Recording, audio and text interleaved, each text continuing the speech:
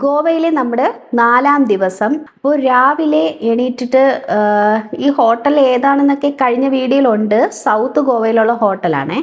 അപ്പോൾ ബ്രേക്ക്ഫാസ്റ്റ് കഴിഞ്ഞതിന് ശേഷം ഞാൻ ഫുൾ വ്ളോഗിൽ കാണിച്ചിട്ടുണ്ട്. ഈ ഹോട്ടലിൻ്റെ അടുത്തായിട്ട് തന്നെ നമുക്ക് കടലുണ്ട്. ആ കടലിൻ്റെ സീനറി നല്ലൊരു ബ്യൂട്ടിഫുൾ ആയിട്ടുള്ള ഒരു ലൊക്കേഷനാണത്. അപ്പോൾ അത് കാണിച്ചു തന്നു. അത് കഴിഞ്ഞിട്ട് നമ്മൾ ചെക്കൗട്ടായി, ബാഗെല്ലാം പാക്ക് ചെയ്തെല്ലാം ചെക്കൗട്ടായി നേരെ പോയത് കംബോഡിയ ഫോർട്ടിലോട്ടാണ്. കംബോഡിയ ഫോർട്ട് നല്ല വിശദമായിട്ട് വ്ളോഗിലുണ്ട് കേട്ടോ. ഇതിൽ ഞാൻ കൂടുതൽ ഇട്ടിട്ടില്ല. ഒരു കാട് പിടിച്ച സ്ഥലമായിരുന്നു. ഒരു ഇടിഞ്ഞു പൊളിഞ്ഞ കെട്ടിടവും അങ്ങനെയൊക്കെ ആയിട്ട്.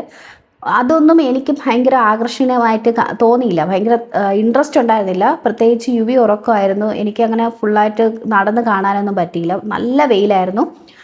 പ്രത്യേകിച്ച് ഈ സമയത്ത്, ഉച്ച സമയത്തൊന്നും ഇങ്ങനത്തെ ഫോർട്ടിലൊന്നും പോകാതിരിക്കുന്നതായിരിക്കും നല്ലത്. നല്ല ചൂടായിരുന്നു.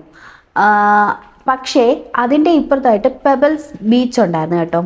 ആ ബീച്ച് ഈ ഫോർട്ടിൽ പോയില്ലെങ്കിലും കുഴപ്പമില്ല. ആ ബീച്ച് നിങ്ങൾ പോകേണ്ട ഒരു സ്ഥലമാണ്. നല്ലൊരു ലൊക്കേഷനാണ്. അപ്പോൾ ആ ബീച്ചിൽ പോയി. അത് കഴിഞ്ഞിട്ട് ഫുഡൊക്കെ കഴിച്ചതിന് ശേഷം പോകുന്ന വഴിക്ക് നമ്മൾ ഒരു മ്യൂസിയത്തിൽ പോകാമെന്ന് വിചാരിച്ചു. കാരണം ഫ്ലൈറ്റ് ടൈം നോക്കുമ്പോൾ ഇനിയും സമയമുണ്ട്. അപ്പോൾ അതുവരെ നമുക്ക് ഈ കാർ യൂസ് ചെയ്യാം. എയർപോർട്ടിൻ്റെ അവിടെ വന്നിട്ടാണ് ഈ കാറ് അവർ പിക്ക് ചെയ്തിട്ട് പോവും. സോ നമ്മളൊരു മ്യൂസിയത്തിൽ പോകാമെന്ന് പറഞ്ഞിട്ട് ഗോവ ചിത്ര മ്യൂസിയത്തിലോട്ട് പോയി. അവിടെ പോർച്ചുഗീസുകാരുടെ സാധനങ്ങളും മറ്റും ആയിട്ട് നല്ലൊരു വർത്തായിട്ടുള്ള ഒരു ഇതായിരുന്നേ നമ്മൾ പോയത്.